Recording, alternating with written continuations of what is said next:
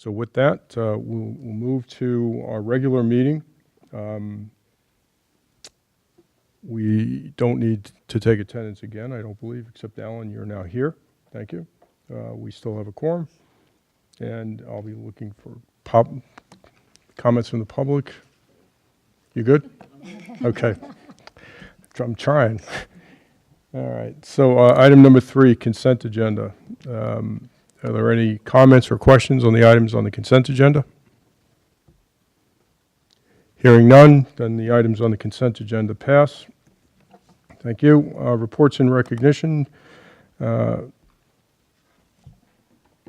was just to put emphasis on what seems like a tired point already, is that we have a vote tomorrow for our budget.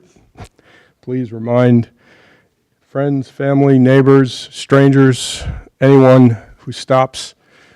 I'd say a light, except none of us, I think, actually have traffic lights.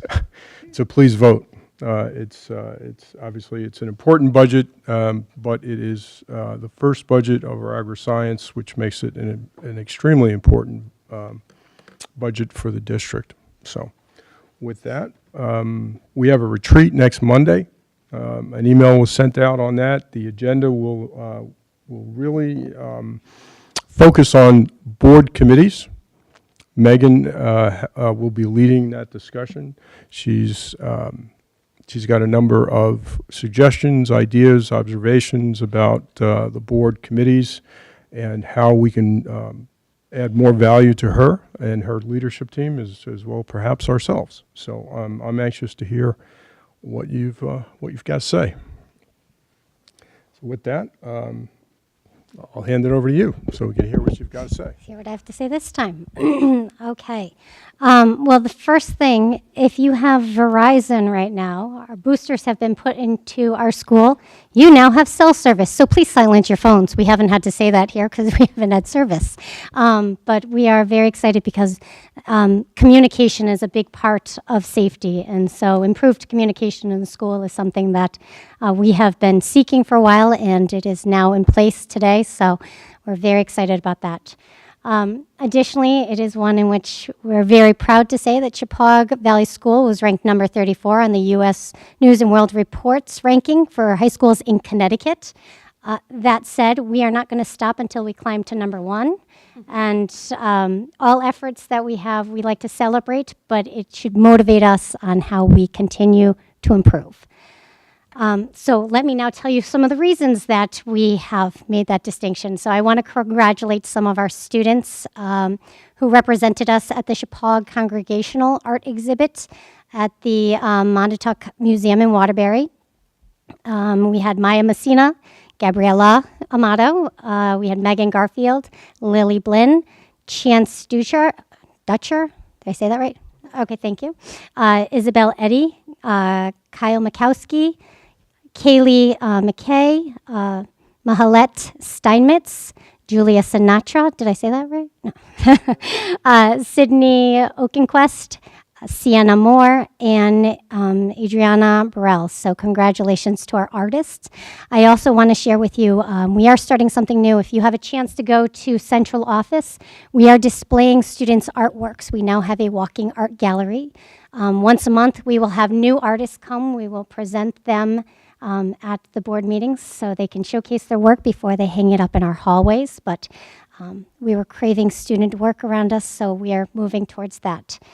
At the Marty Roberts Invitational Showcase, Chepaug students were able to showcase speed and strength at the track and field events.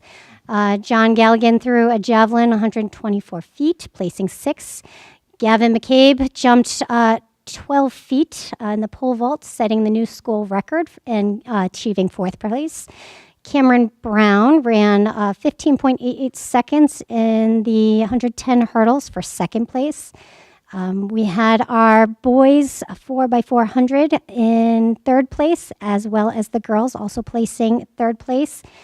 We also had Gavin Block, who ran 50.27 seconds for 1st place, 400 meter, setting a school record by 0.41 seconds. He also got the sprinter of the meet. So we are very impressed with all of our runners and hope they keep up the good work. And also Olivia Tibbetts ran the 400 meter in 62.38 seconds for third place. So some speedy little kids. Additionally, our baseball team is 12-2, tied for first place in the Berkshire League, ranked number 1 in the Class S. Our girls' tennis team is 11-1, again, tied for first place. This is what we like. And we also have that they are currently tied for number 3 ranking in the state Class S. Our softball is 9-4, qualified for the CIAC softball tournament, which is the first time in over 10 years that they have qualified this early in the season. Our boys tennis team is 8-4, competing for a top spot in the Berkshire League. Our track team is 5-2 for our boys and 4-3 for the girls, but both are preparing for the Berkshire League Championship on May 19th. And our golf team has, for the first time, having experience of our varsity, some of our younger students already at varsity level. But right now, they have a shot for the Northwestern Regional. So again, we're starting to see some really great things coming up. It is, and I'm not done yet. All right, hang on. I know. But also, congratulations to Ethan Hibbard and Abby Gora for earning the 2019 Chippewa Scholar Athlete Award. So we are so excited for that. So we have the drama production that was postponed is coming up this weekend. So anybody interested in seeing Big Fish, you may join and see our fantastic cast on May 10th, 11th, and 12th. We currently have advanced placement exams that are occurring this week and next. I have to give a lot of credit to Kim Gallo and Don O'Leary for scheduling with our construction company to make certain that our students are not interrupted during testing times. So they are making certain that hammers are not going crazy until certain times, what part of the building students are placed in. We recognize that there's a lot going on, there's a lot of stress, and we're not looking to add to environmental distractions. We also have been watching the governor's budget, maybe TRB. I don't know anybody who's been following it. It said it wasn't through the appropriations, then it was a typo, and it is going to municipalities. So we're waiting for that final version to go through. But both the governor's budget and the appropriation committee supported the $4,200 per students for the agricultural education. So that supports our business model at this time, which is very good news for us moving forward. Go ahead. Just a quick question. How much more does that represent as an increase? From last year's number, they were using 3,600 for their model. So again, this is what's supported. We're waiting for everything to come through, but to know that right now that's what it's trending towards, which was our model. Pete? Yeah, I wonder if it wouldn't be a good idea, if we don't already do it, to have some formal letter of recognition from the Board of Ed to various athletes or teams that have specific accomplishments over and above the norm, so that the board could be identified as a public relations I think that's idea. a fantastic I think idea. it enhances the boards. So I think if we could do something like that, it would give us a little, lift us up a little in the eyes. I think you're lifting up my athletes and your PR, so I think that's a win-win for us all. I think those moments in which our athletes feel recognized for their accomplishments. And additionally, I think what's always impressive is how many scholar athletes we have. And so to know that our students are taking on so much, and some of them are leaving their athletic activities to then go join the drama production. Our kids are wearing a lot of hats, Michelle, I'm going to quote what your daughter said. She's looking forward to go to college so she can just let somebody else do it for a little while. But our students are trying to do it all, and to know that we have been so supportive, they've been able to, but to know that they'd get recognized by the board, I think only makes them feel even that much better about what they're doing. It's getting noticed. It's being appreciated. So Some I- formal I- letter of recognition. I support, and I will draft the letter if we need Okay. to, and then have Mike look it over for grammar. Additionally, I just have two appointments that we would like to recognize. We have Shauna Godchalk, who will be the paraprofessional at Chippewa Valley School, and we have Susanna Bartolotta, a paraprofessional at Booth Free. Both of them are just until the end of the school year, so that's how we hired for that. And I cannot conclude and turn over the mic until I recognize this is Colin Sullivan's last meeting with us. So he is leaving us, but he has promised to continue to lend us his talents in the district for some of those end of the year projects. But I think we all know we truly appreciate listening to what you said at the board meeting last time, Anthony. You didn't get approval, but we understand, and we wish you all the best. So thank you, Colin.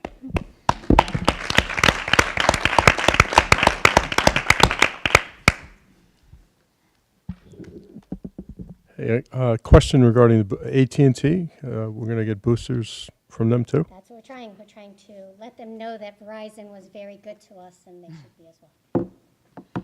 Okay, great. All right, treasurer's report.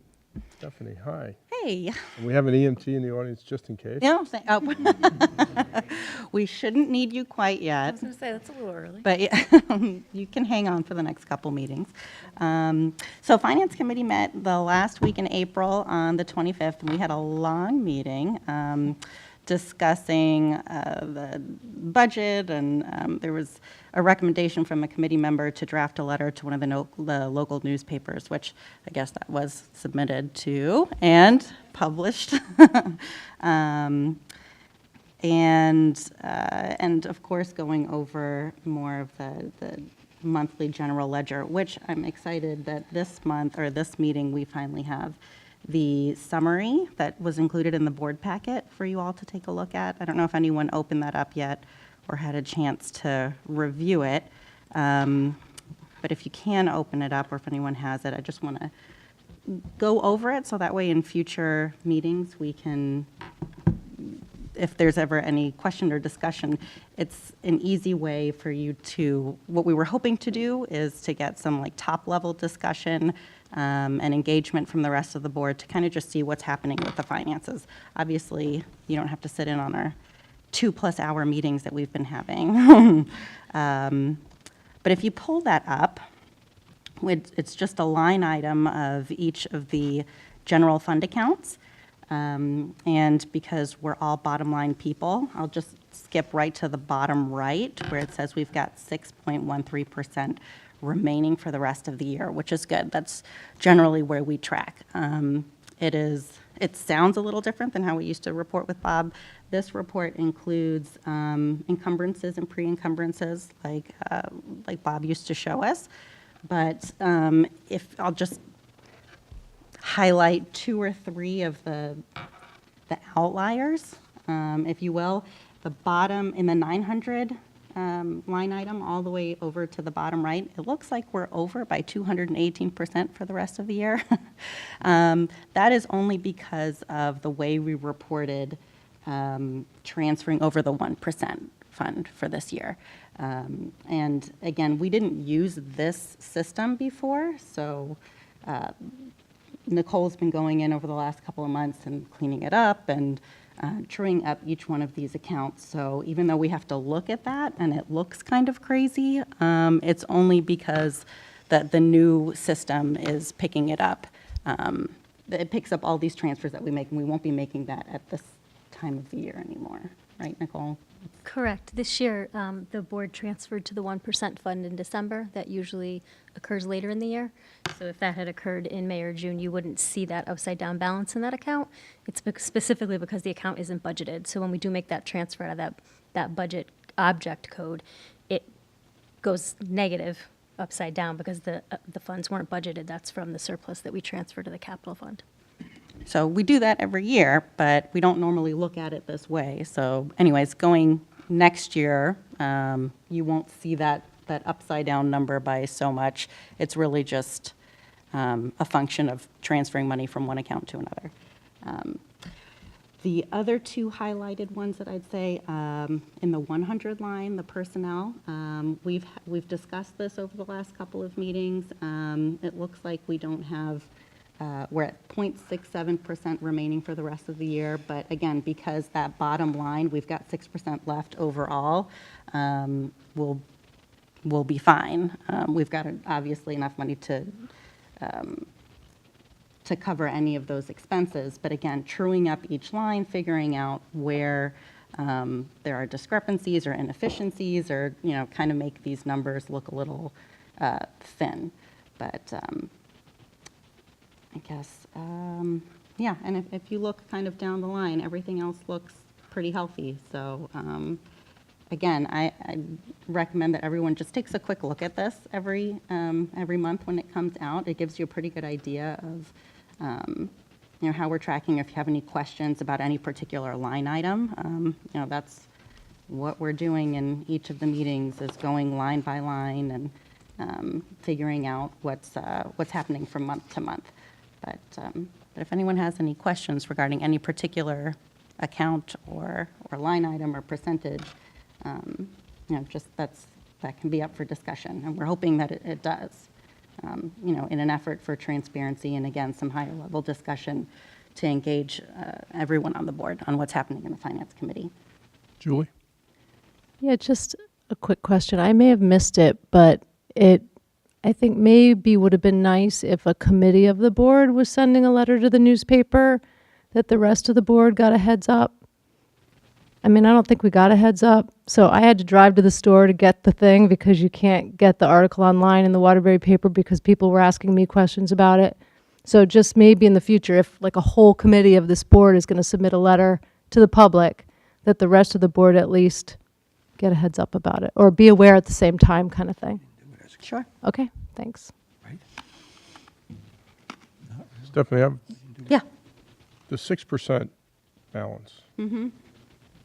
Are we on where we We need to are. be, We're or what- we're on track. I mean, if you'd looked like last year around this time, we would have said something like we've got 2% or something left. But again, it's just we're including accounts in this report that's getting generated by Tyler that Bob didn't do. I mean, he made his own Excel spreadsheets, and there was some stuff that she showed or didn't show, but either way, yeah. What it all boils down to is that we're tracking it about the same way normally. The same funds are left in the account to cover the rest of the year. We're on track and we'll be fine. Yeah, it's hard to. It's different. We're looking at it memorize, differently. It's like, it's hard to tell by just the percentage if we are where we're supposed to be. Yeah, or yeah. if we're, maybe We there's are, a yeah. problem or not. Because we're all bottom line people, bottom line, yeah. We're Bottom line, tracking for good. the right time in the year, and we're That's we're what's- doing well. Right. I think one great way to look at this report is if you look at the encumbrance line Yeah. and you look at the total there, the 5.4 million, that means we've encumbered 5.4 million in funds to spend between now and the end of the year. So if you take April, May, and June, what percentage of our 10-month year, which is when most of our expenses occur, is that? And you can see that we're pretty much right exactly where we should be. Okay. That's a good rule of thumb. Anyone else? All right, thank you. Committee reports. First up, education. Michael? So we had our meeting this evening. It was unfortunately an unofficial one due to an illness, but we were able to get a number of things covered. And just to kind of give you a little bit of tease for our next meeting, May 20th, we're going to be talking about some improvements to communication, including maybe focusing on Google Classroom. One of our tech champions, I believe, is going to come and talk to us a little bit about that. Talking about some of the Power School rebuilds that we've been doing to improve communication from parents to the district and vice versa, I assume. And then finally, we're going to have a live demonstration of what were some of the exciting changes on the elementary level for math that we've been working on over the last year.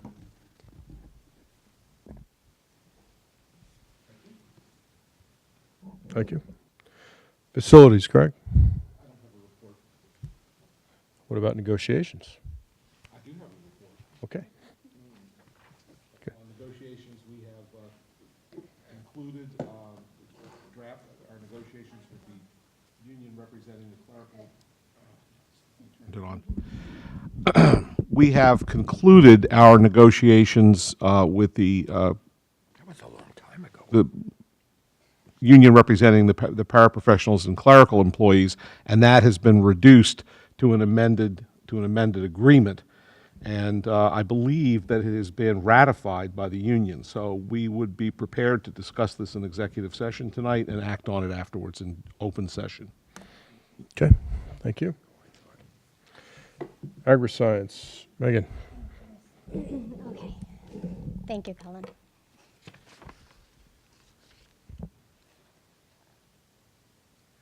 All right. Okay, no worries. Thank you very much. I appreciate it. Oh, what are we going to do without you? Well, while he's setting up, I do want to let you know that the brochure that we've been working very hard on will be coming before the board next session that we have. At this point, one of the things that we had the conversation about with the brochure is it was truly selling agri-science. It wasn't selling Chippewa. So things that we learned through the application cycle this time, we had someone who decided not to come to Chippewa because we don't have a football team. Well, we can certainly list our sports teams, and we want to list all of the college offerings that we have. We want to make certain that they know, with eyes wide open, what they're getting from the entire school experience. So I apologize for the delay that caused, but I'm going to say to you, I think it's an important revision that needed to happen. So we're excited. It's going forth now. Visually, it looks good, and so I'm excited to share it with you all. But that said, let's talk about the overall progress of the status. So we did meet with DAS to review the furniture, fixtures, and equipment.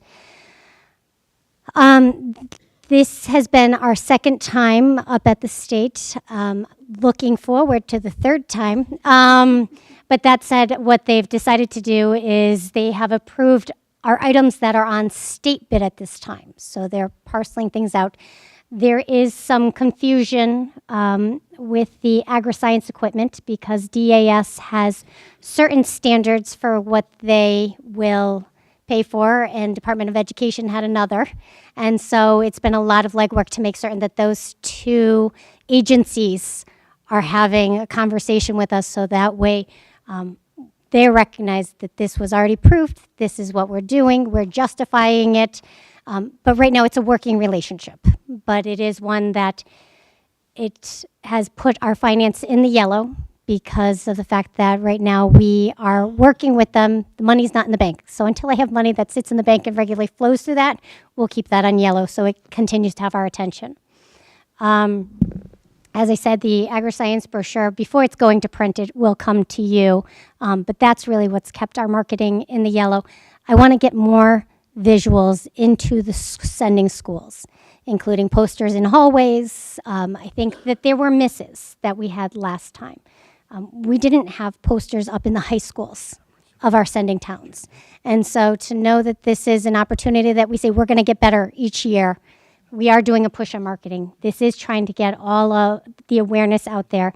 We are having conversations with other towns, making certain that we're keeping up relationships. For example, the agri-science brochure that went to all of the homes in Bridgewater, Roxbury, and Washington also went to all of our incoming agri-science students with a little handwritten note saying, can't wait to see you. We want to keep that fresh. We continue to have that personal connection, and that's what Chippewa is famous for, and that's what we're going to really leverage. Additionally, we have the terms of the teacher contract MOU. It will be going to legal. We will talk about that in an executive session tonight, so you can see the terms we're looking at. Right now, please mark your calendars. May 31st is going to be our beam signing ceremony. So we would like to invite you all to sign a beam that will be put up within our newly constructed agri-science wing. And this is also something we're going to have our seniors all have an opportunity to sign. So they get to leave their mark on Chippewa. Additionally, we are going to invite the students who are our first cohort for agri-science to sign. We want your signature as selectmen. So more information to follow about that. But that said, we are going vertical. So the steel is getting dropped off next week. So to say to you that we're going into fast forward planning, and I don't want to steal any of Greg's thunder because I'm certain he'll give you the update on all of the construction. Okay. There you go. But additionally, we are still waiting to hire that agri-science teacher. We recognize that we're waiting for the approval. The curriculum alignment, our next step to that is to make certain we have the math and science standards. Right now, we've aligned it to the agriculture agri-science standards, so that's in evolution.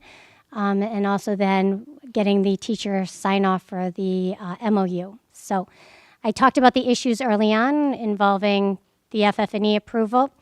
And so at this time, we are working very closely. We will be back up at DAS. We have invited Harold Mackin, who is the agriculture leader for the State Department of Education, to also attend the meeting. But right now, in order to keep the project moving forward, they did give us the partial approval on the state bid. So we are able to order all of our furniture. They're moving forward with that. We will meet the deadlines to make certain everything is ready for the opening of the doors in August. So, Pete. Yeah, I have a question. I don't know if it's the right time, but I'm a guy. Okay. And I view Henry Abbott Tech as like a guy school.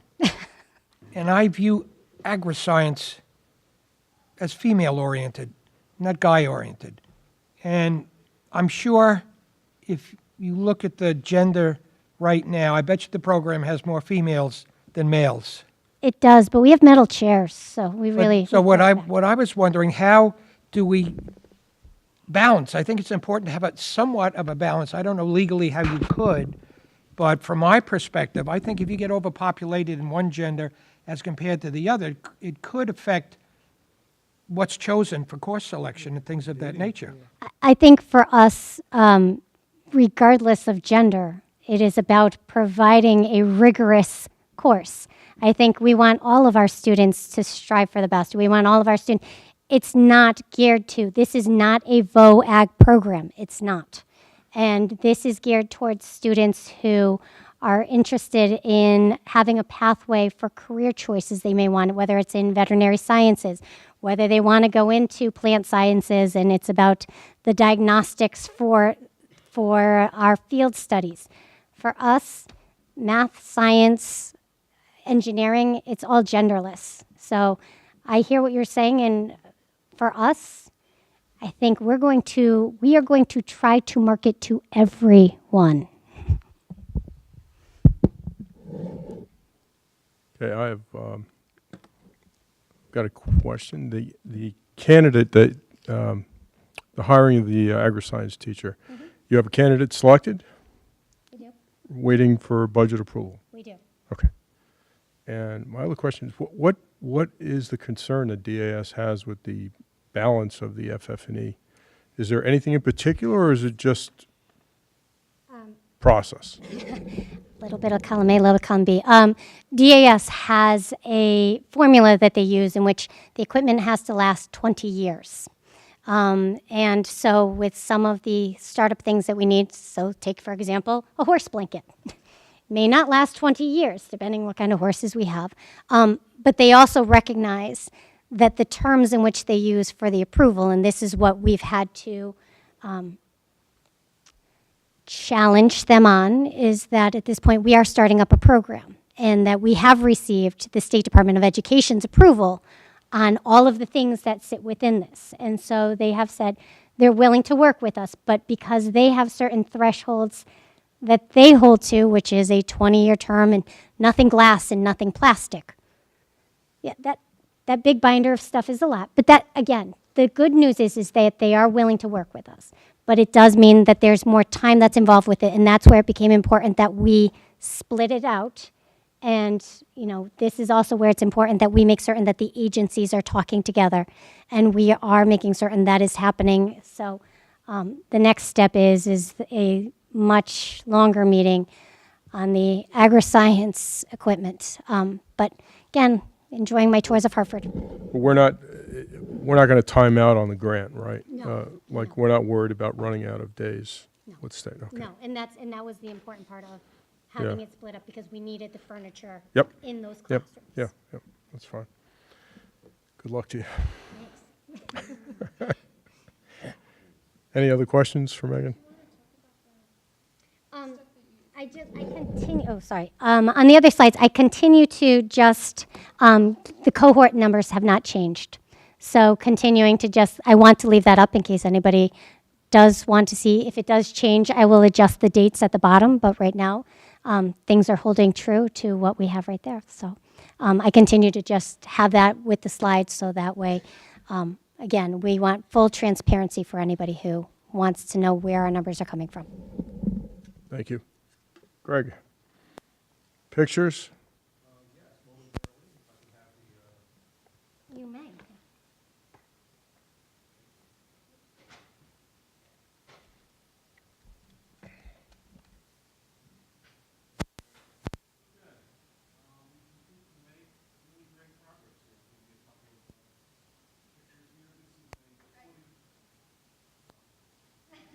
Hate these things.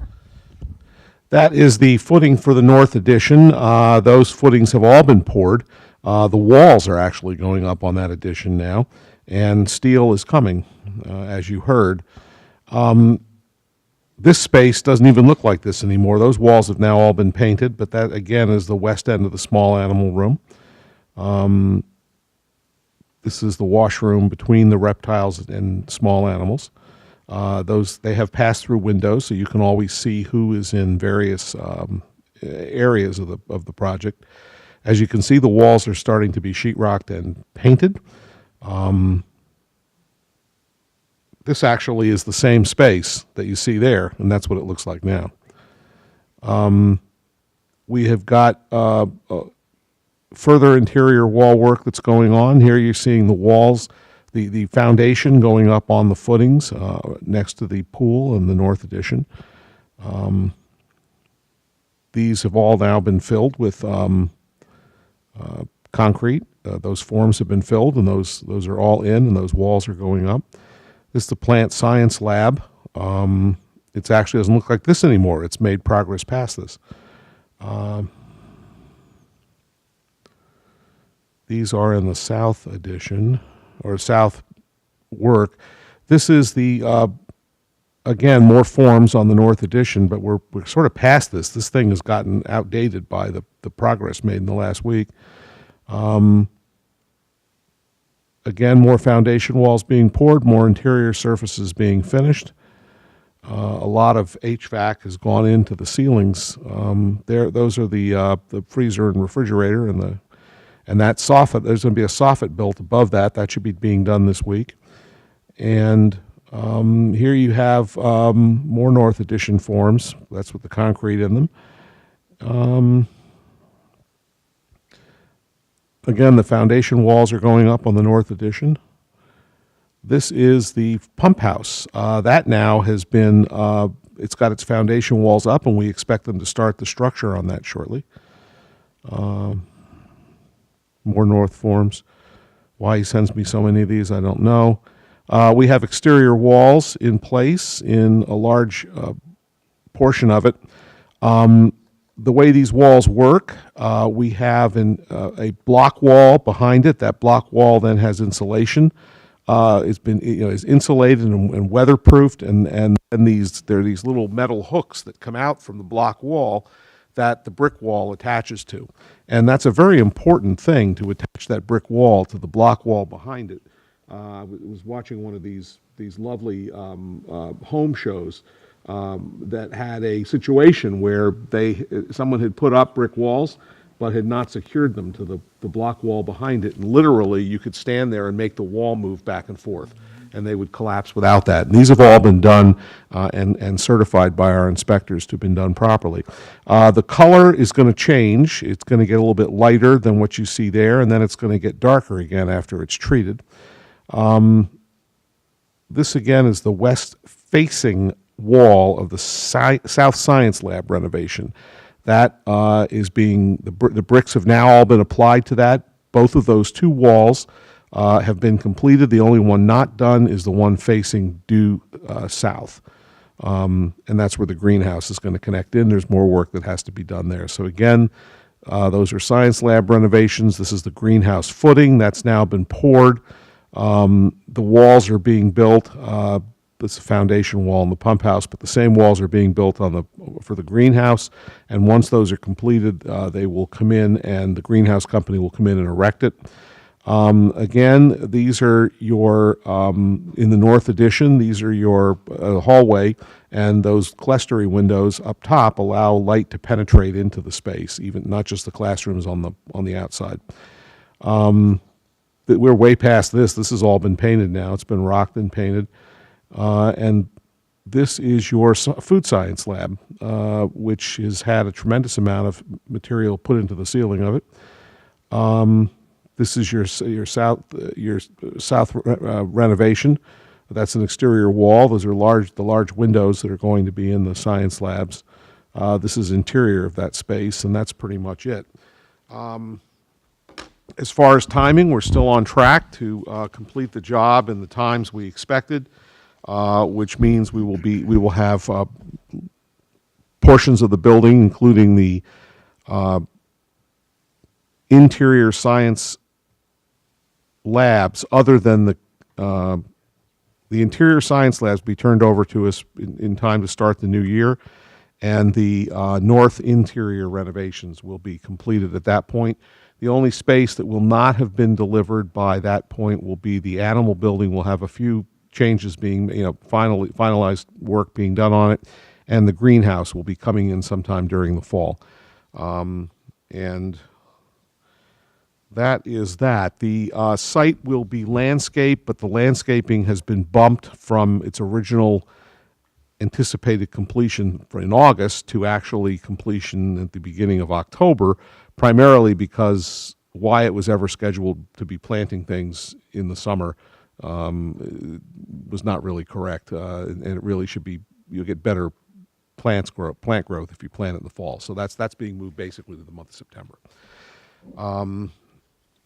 But we will have delivered to us before the beginning of the school year all of the front parking lot, the roadways, and although the north parking lot is not scheduled to be delivered in time for the beginning of school year, there's a rumor that it may just be finished prior to the school year. So we're working on that. As far as dollar-wise on the project, I can just tell you that we are still under budget. We are holding between O&G hours and contingencies and allowances. We are holding, as of May 31, and this number is going to, March 31, this number is going to drop because every month we're spending some of it. We were holding at that point $1,300,624 in contingencies and allowances. So that means the project is technically $1.3 million under budget as of that date. But that will change, and we'll be less under budget as time goes on because we do have things that pop up in contingencies.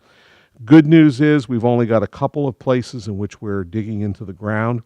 One is for the large animal building, but that's only about a 5-foot dig. It's not like the 18-foot one for the pump house. It's only 5 feet down. And we have digging that has to go on behind the main building here in order to put in some underground utilities.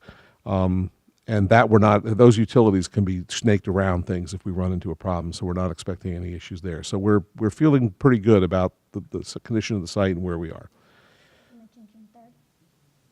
June 3rd. Yes. We are going to have a tour for you of the facilities. June 3rd, please mark your calendars. We will start that tour about an hour before the regular board meeting, so it'll start at 6 o'clock. It'll take just under an hour. Please wear sturdy shoes, preferably work boots, but something sturdy because, God forbid, there's a nail on the floor. We don't want you to step on it, or have it go through some very weak shoes. You will be supplied with a headgear, so you'll have your head protection from anything that might drop off of the ceiling, which it never does, but safety first. So that tour will be on June 3rd. Please mark it down, and we'll see you then. You'll have a chance to go through the facility and see where it is. And believe me, it'll be quite a bit further along than it is even right now. Questions? Jim? Greg, who does all the inspecting? Is it the Washington building inspector, or Well, something must be very busy? there are a lot of inspections going on. The building official and the fire marshal are in the building frequently. The building official has, for example, every time we have a room that's got plumbing, electrical, and whatnot in it, before those walls can be closed up, they have to inspect all of that work. And that's all been done. All of the water lines are air pressure tested to make sure, and water pressure tested to make sure that they're in good shape. So all of that has to be demonstrated. So they're doing that. In the meantime, as work is being done in the building, we have a contract with a firm. I think it's about $50,000 all told, and this firm inspects samples of the rebar that's going into the building, and inspects the concrete that's being they're creating the concrete on site, and that concrete is tested for strength and durability, other things like that. So we have internal tests going on of everything that's being done. We also have the architect on site at least weekly, inspecting work that has been completed and certifying that it's completed in accordance with the plans and the code, and that it can be certified for payment. So that's an ongoing process. So there are many, many inspections. The Washington building inspector and the Washington fire marshal are inspecting? Yes, they are, and the building inspection, the town of Washington has been paid their fee, a significant fee for that work, and they are here right on schedule, doing everything they need to. So we're moving it along. Julie? Just a scheduling question. June 3rd, it says there's a student recognition at 6:30. So if this tour is at 6, and Greg, you said it took an hour? Well, I didn't see the student recognition on the calendar when we scheduled it, so, wow. Does that mean we need to move that meeting, that inspection tour back to 5:30? People available. Yeah, are people available if we moved it back to 5:30 so it can be done in an hour? Nope. Julie, thank you for pointing that out. 6 probably. Is there any chance we could move that student recognition up to 7? Well, I would suggest we move that up to 7, because I really hate to do 5:30, because that's putting pressure on some people here that may not be able to get here in time for that. So if we can leave that at 6, student recognition at 7, board meeting to follow. That'd be great. Thanks. Yeah, I don't see any objections, so we will, yeah, you're not going to be able to have any committee meetings that night, but, okay, thank you. Any other questions for Greg? All right, well, we did the Nicole, did you have anything you wanted to add before we moved off, or did Greg say it all? Sure.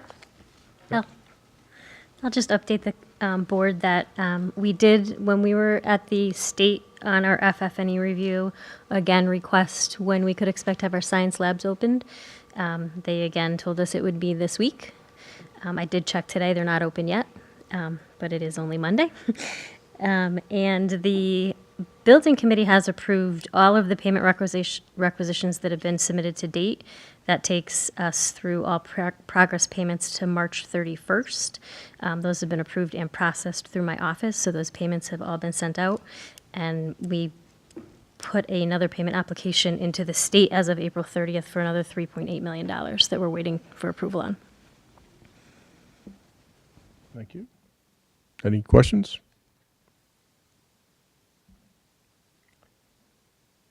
Let us know when you finally get that thing set up. I'll tell you, between that and the 20-year horse blankets, there's no further comment. All right, new topics, updates. Megan? All right. So a couple of things, and I felt this needed a topic unto itself, so in case anybody wanted to refer back to our board minutes and agendas. For the end of the year, a couple things that I just wanted to update. The graduation update, we are looking to have our graduation at Washington Town Hall.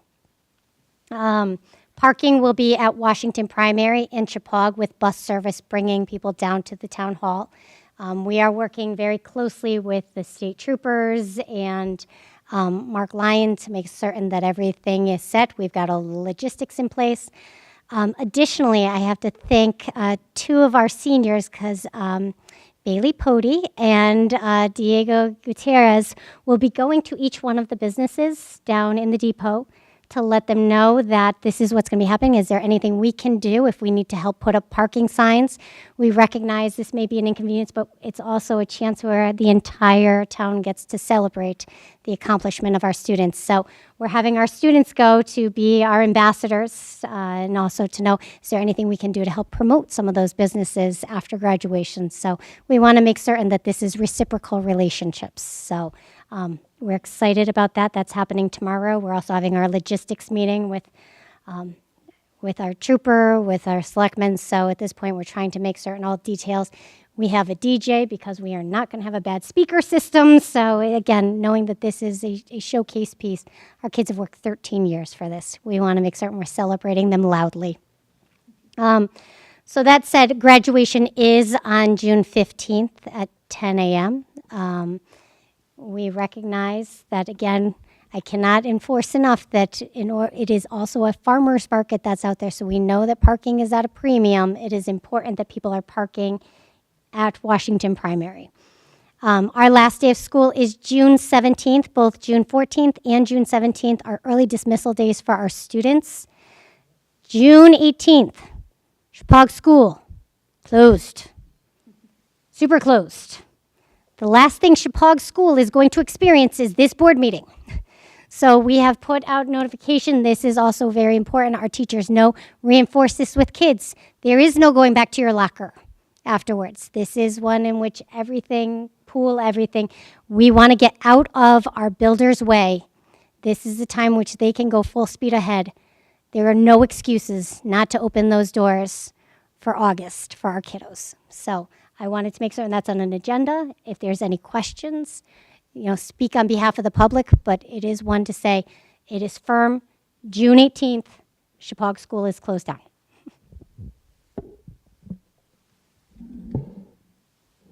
Do you want me to reinforce that? Do one more time. One more time. Just checking. Michael? Megan, I'm sure you looked at this, but Washington Town Hall, is there a certain amount of parking that's going to be available there? And will that only be like for handicap access, or is that how you're dividing it up? That's one of the things we will have, I believe we have our 4 troopers that will be supporting us as well as our SRO that day. We also have police explorers that will be helping for the parking. There will be accommodated parking for anybody who has needs in order to make certain we're able to escort them to the building. So those are things we recognize that we have differently abled, and we want to make certain everybody gets to enjoy the day with their students. So thank you. Okay. All right, so moving to item 7. So I'll remind us that earlier this evening, when we passed the consent agenda, one of the bylaws was bylaw reviews and approval, as well as policy, because they go hand in hand. In that, we've agreed that first readings do not require a vote to advance it to second readings. That first readings is a discussion to collect comments and to be incorporated into the second reading. So with that, items, as I tick down each one, we can certainly open it up. In the board pack, by the way, there are actually, let's start with 9327 electronic mail. Are there any comments or questions on that bylaw? Hang on a second, I'm going to pull it up. At the very bottom of this, Yep. we've added some language, or we haven't added some language. We've sort of played with the language. It says it will be the individual board member's responsibility to pay all consumable expenses associated with email usage. What does that mean? That means internet connections at your house, place of business, your cell phone, data, et cetera, to the extent that you want to access emails, that those expenses are consumables. If you have a different word that makes more sense to you, I think the committee certainly open to suggestions, but that's basically what that means, correct? We'll provide, the district will provide the email address at no charge, but beyond that, it's up to each of us to cover our expenses. Alan, did you want to, nothing? Okay. Anthony. Oh, I'm sorry, Michelle. That's all right. It looks mostly like language was struck from this one, not added or changed. And in the first paragraph, it's where it talks about email and the Freedom of Information Act. That was all struck. Was it added somewhere else, or what was that? I don't remember being there for this one. I think it was, Anthony, from what I remember, we included it somewhere else. Yeah.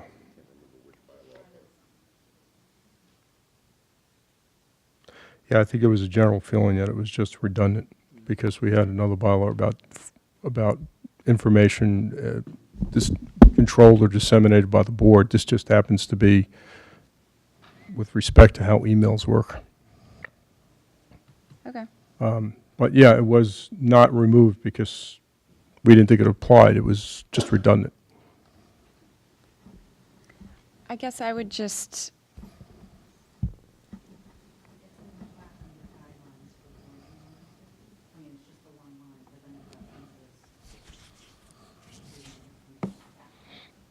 Okay, so it's still in there.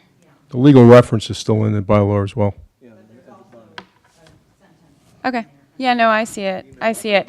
I saw it struck in two other places, and I was, yeah, I was wondering if it got put somewhere else. But it was just, I guess, 3 times in one bylaw is a little excessive. As long as it's in there at least once. Oh, yeah, it's covered. Yeah. All right. Yeah, it So seems moving fine. to 9360. Mr. Chairman, can we go back for a second? Yeah, sure. I still have having this problem with this email. I'm having a fundamental problem with the concept that any member of the Board of Education should pay 1 cent of the costs of serving on the Board of Education. To be honest, I haven't studied this email enough to know, but if this results in data usage on people's phone devices, I don't think that handling board business should be the cost of an individual board member.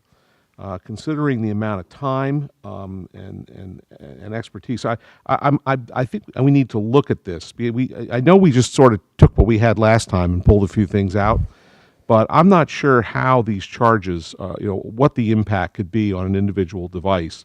I don't know whether this uses data or not. It probably doesn't. But I guess. I think it needs to more clearly state what the purpose of this is, which is that if the board member chooses to use their own devices or their own plans to receive emails through them, that they can do that. But I think these are Gmail accounts. They're free. They don't cost anything, and I'm having trouble figuring You out still, what this really is. if, unless you're on a Wi-Fi, on your cell phone data, you're getting a data charge. Yeah. Yeah, but you are getting a data charge from the cell, or whether you're getting a charge or not, it's still data that's downloaded. Well, that was what I was going to Sorry? say. We provide a Chromebook and Wi-Fi while here, so you're always able to access, like you shouldn't, I kind of agree a little bit with what Greg's saying. It seems that the district ought to provide at least one way of receiving this email, and we do. If you choose to expand upon that, that's your own prerogative, but by providing the Chromebook and Wi-Fi while here in the building, I think, I think maybe there's a better way to say that, that we will provide at least one method of accessing all board material, and anything beyond that is your responsibility. I don't know if that's clear, or does that seem better, Greg? I don't know if that quite answers the question, because I guess when I saw this consumable expenses, that term troubled me, and of course it was in there already, so it's not like it shouldn't have troubled me before. But when you start to focus on these things, you start to ask yourself the question: is there some expense that I'm missing that I'm already paying? And maybe I am. Maybe I'm paying data charges when I get emails on my phone. And if that's the case, I'm going to renew my request that the superintendent find a way to reduce the number of emails that are sent over the Region 12 system by 3/4 within the next year. Because, be perfectly honest, there are times when I go look at my phone and there are 50 or 60 emails that come in the course of a couple of days. And it's too many. Because I don't get nearly that many. Is that building committee stuff? well, I have, a lot of, there's that, there's a bunch of other stuff, but when you get one of these things where somebody congratulates someone and then they hits all reply all, reply. Yeah. there have been days when I've had 30 emails or 40 emails just on that, and the problem is that every email has to be looked at, digested, and gotten rid of, and that's an enormous amount of time. And I think we really need to cause an electric shock or something when someone hits reply all without thinking about it, because the problem with that is it does create a situation in which your inbox gets filled with stuff. And then what happens is something will come in between those replies, and you might miss it, and you might inadvertently, archive it or miss it because of that. I really think there are too many emails being sent in the world in general, and Region 12 is part of the problem. We're sending too many emails. So, Michelle, it says that the board will loan to any board member a computer Yeah. to be returned, right? So that's covered. Yep. I'm going to make a suggestion here, Greg, that it's the board member's responsibility to pay all expenses associated with email access on devices. On its own on their own devices, personal devices. Well, what about the Chromebook? If I open my Chromebook at home, all of a sudden I get expense my cable bill because my Wi-Fi is on it. Yeah, but I think your Wi-Fi is unlimited. Isn't it? I'm just, Greg, you're a lawyer, paying attention to the words. The words say all expenses accessing email. If you say just on your personal devices, then it excludes the Chromebook, right? Which means as soon as I open up the Chromebook, I've now made a connection back to, I'm just trying to help out. So suggest something. I would say additional expenses. The board is providing at least one method that is free of accessing those, and then any additional methods of accessing are your own. Fine. No? CABE's distinction is there's the device and then access to the internet so the device can actually get data. So it's two concepts. So the first one says we're going to provide it to you at no charge, well, a device. So if you go beyond that, it's up to you. The second issue is the cost of access. If you see the original wording, I'm surprised. I think it actually had modem in here. to give you an idea of how old the technology was. Right, And we struck that. I think though, Up, yeah. I think what's different though is Yeah. the part that was added at the top that says, as such, email will be the primary means of communication of board business. And so if the board is saying we're going to communicate by email and we're not going to communicate by other means of communication, and as a result, because we're not sending you snail mail, which costs the board money, but doesn't cost the recipient anything, we're going to now put you in the position where you need to pay to receive stuff. I think that's it's subtle, but it's a change in policy that I don't think is appropriate in any event. I don't know if I'm happy with it, especially since we do get a lot of emails, and I was kidding about the electric shock concept, but I think that we need to make people sensitive about the number of emails, because when those emails get copied to board members by the dozens, that's time that has to be spent. And if there's something in there that they really don't need to see, then maybe we need to rethink how many reply alls we hit. But in any event, but I'm just saying those two pieces. It's the new thing saying we're going to communicate by email and you're going to pay for it, and that's kind of or you're going to pay some part of it. Those two things together seem incongruous with the way we've worked. So that's all I'm pointing out. I'm not going to object to it. Do whatever you want. I'm open. I'm I just think the telling you committee's that open to any suggestions here. What we don't want to do, I believe, is to suggest that your monthly cell phone bill and cable bill at home becomes an expense to district to the region, unless that's ultimately what you might be suggesting. Then I think that requires a longer debate. Well, I think we have to have some, I think maybe I'm going to have to do some thinking about it, but it seems to me that if there is a cost associated with the receipt of electronic mail from Region 12, then I think Region 12 should deal with that.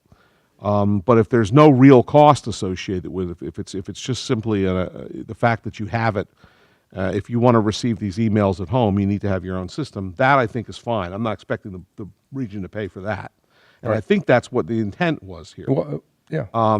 But But it's really hard to take, like, for example, if you have an unlimited data plan, to say, well, I'm 20% of my data download is Region 12, therefore I could take 20% of my fixed fee, because you are paying for that and expense it back to the region. That's where I think the slippery slope is on how you word it. Well, again, it may be such a trivial amount of money that we don't care, and that's the only thing. I'm just saying that what bothered me was the combination of these several parts together that may have added up to something more significant than was. So if we rework that one sentence, and you and I could work that offline if you like, there's no other issues with this? No. Okay.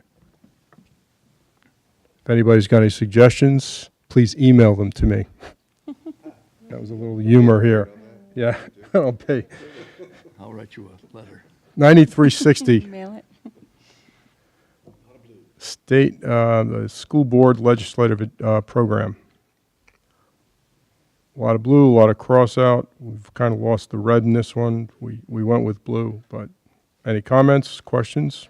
So blue in this case does not mean No, blue I think is just, no, correct. struck it. Just Okay. happened to be in blue, and that's, All right. we started to go with it. The bottom line is that we remind ourselves that we are agents of the state, and therefore, since we are agents of the state, we wouldn't have to respect the laws of the state, that to the extent that we have an opinion of such laws or prospective laws, that we make those opinions known. What we cut out was what the committee thought was a bit self-serving on behalf of CABE, that said that all those comments and ideas need to be routed through CABE. There are other ways to make your ideas known, and CABE is one of several, not the only one. So I didn't think, speaking for the committee's discussion was, that's self-serving paragraph, so let's remove it. Doesn't add any value. Any comments, questions?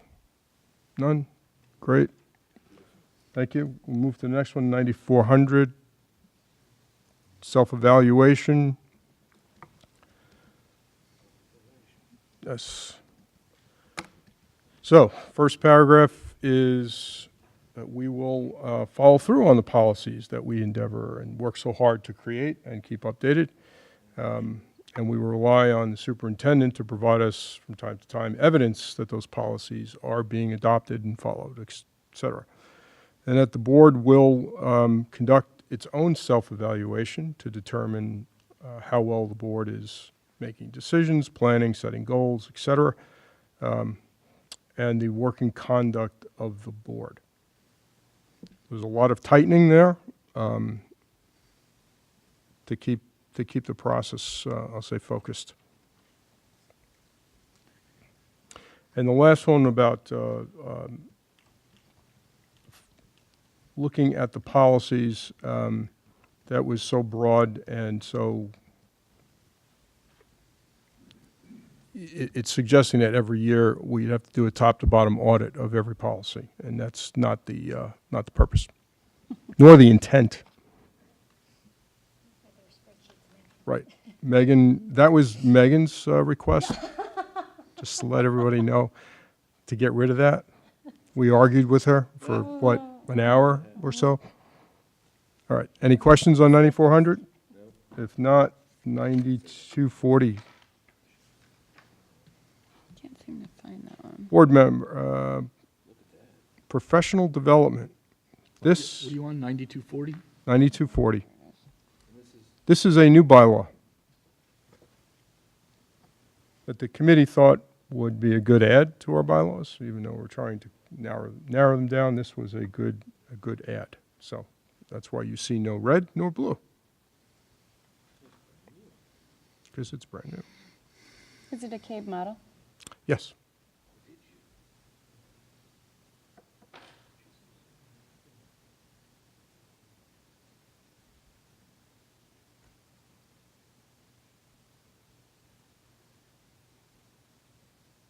Any questions? No, it seems good to me. Again,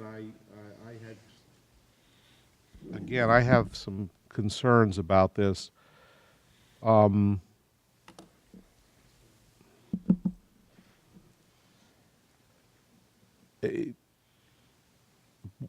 members will participate in opportunities for development that may include. I honestly don't know what that means, opportunities for development. And then the first thing on here is listed as, you know,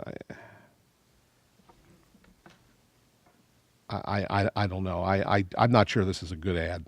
I have some concerns about it.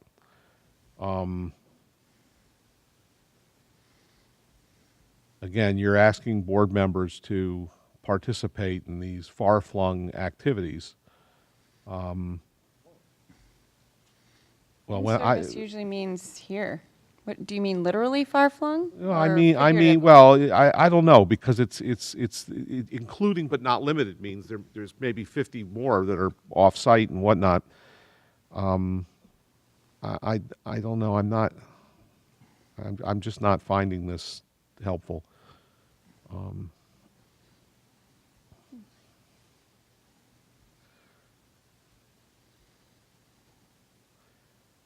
If it were bigger, I might be able to read it. Okay. So keep in mind that if a board member does participate in something, for example, a convention or a workshop that's held somewhere in the state, requires an overnight stay, even though there is a bylaw that says such expenses are reimbursable, the question could become, why did we incur those expenses to begin with? And this bylaw, I think, connects those two and says that part of the participation is for professional development, so it's a legitimate cost or an expense to be incurred. Something to keep in mind. That makes sense.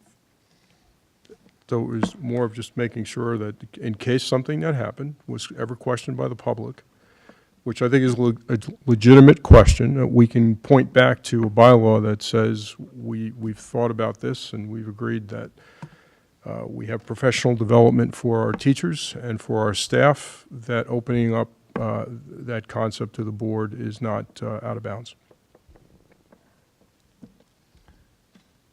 So again, if there are any specific comments or questions, I'd say we move on, send them to me, send them to the committee, and we'll factor them in. Fair enough? Okay, thanks.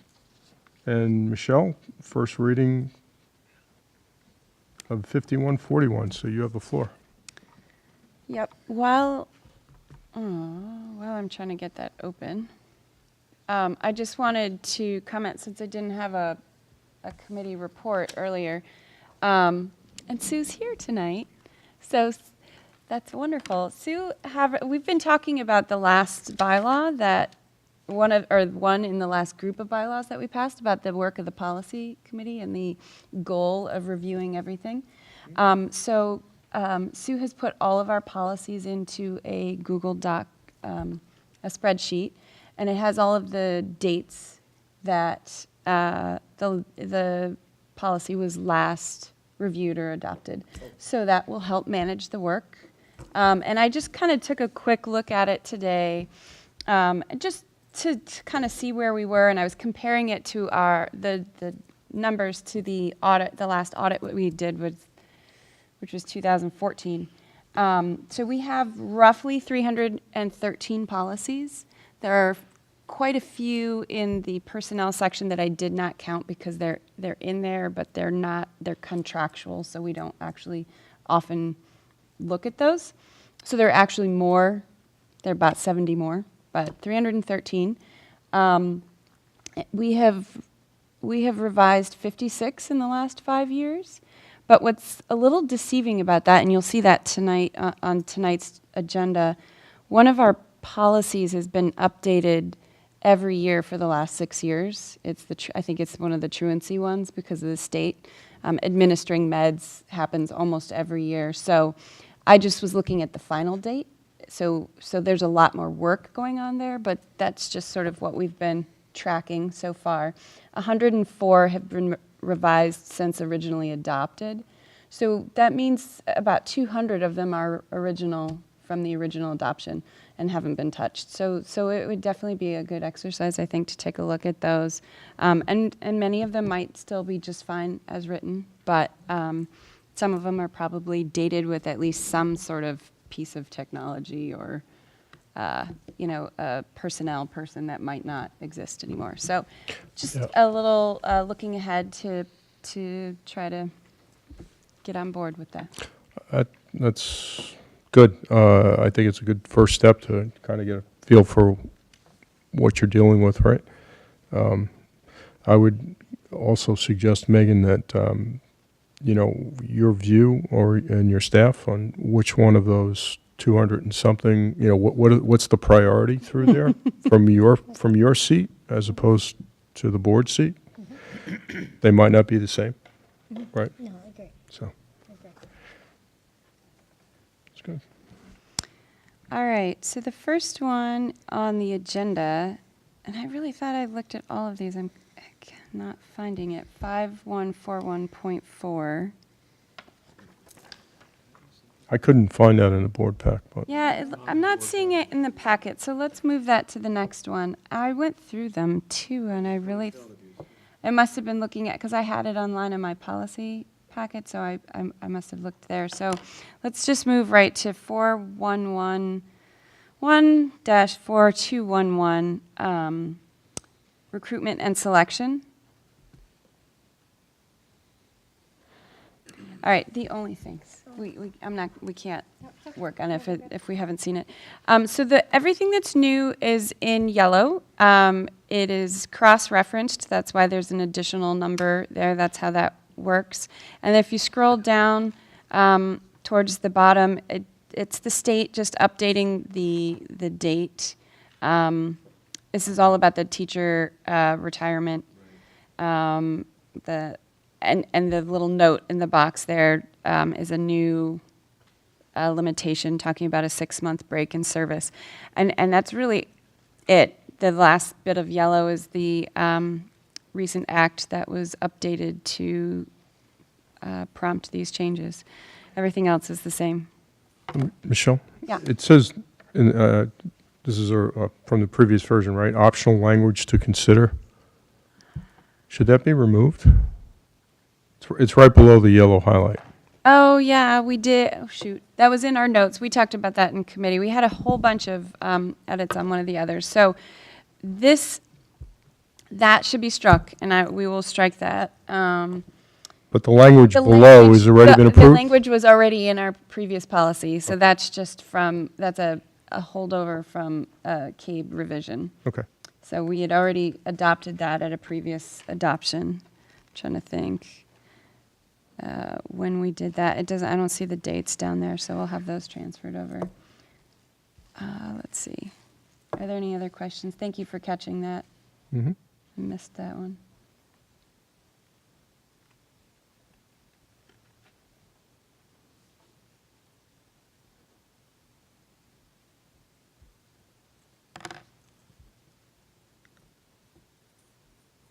No questions?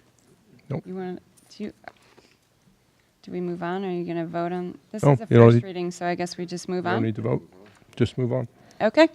All right, the next two actually deal with attendance, which is something the state has been looking at a lot. The 5113.2 is the truancy policy, and after much work with our committee, comparing the new to the old to make sure we brought forward the language that we liked, the only new language is the paragraph in yellow as you scroll down. Yeah, I know, it's weird, right? But we still have to put it in there. I think this is one of the ones that we've been working, it came up this year, and as we've been working through them, we just need to update it to this year. I wonder if they're going to update it each time, because if you scroll all the way down to the bottom, this is one of, no, it's the other one that we did. The other one, yeah. The other one that we did 6 times. This one we haven't updated since 2016. The other paragraph, though, if you scroll down a little farther, it talks about data collection. And I think that was really the driver behind the changes from the state as they're trying to deal or grapple with the truancy issues. They want specific data collected and in a certain way, so you can for reporting to the state. So that is going to appear in this policy and the next policy. And the two public acts that were updated are in yellow below. Are there any questions about that update?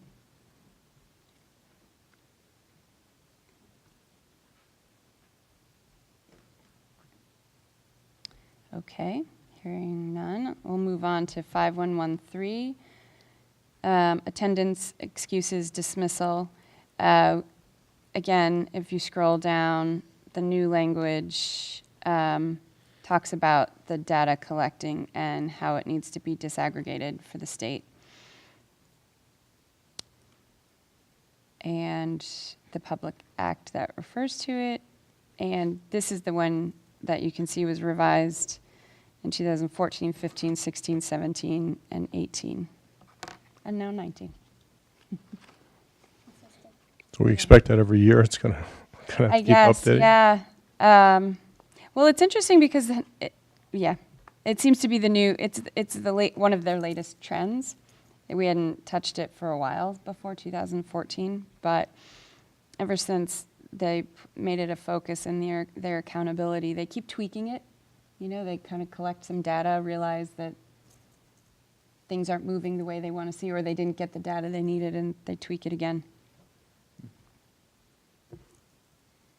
Any questions? No? All right. Thank you. So those 3 will come. Actually, I guess I would recommend all three can go onto the consent agenda since there was no discussion for a second reading. And the reporting of child abuse will bring forward As a first reading. as a first reading and include it in the packet. Sorry, I missed that. Okay. Yep. All right, thank you. Moving on to item number 8, executive session. Do I have a motion to go into executive session? So moved. All right. All those in favor? You need to state the purpose. Thank you, Jim. Good job. We're going into executive session to A, discuss personal matters, and B, discuss the negotiation of potential settlement for the clerical employees agreement. You say personnel or person? Personnel. And maybe personal matters. We don't have enough time for that. Yeah, So moved. so moved. All right. Second. All those in favor, say aye. Aye. All right. We are going where?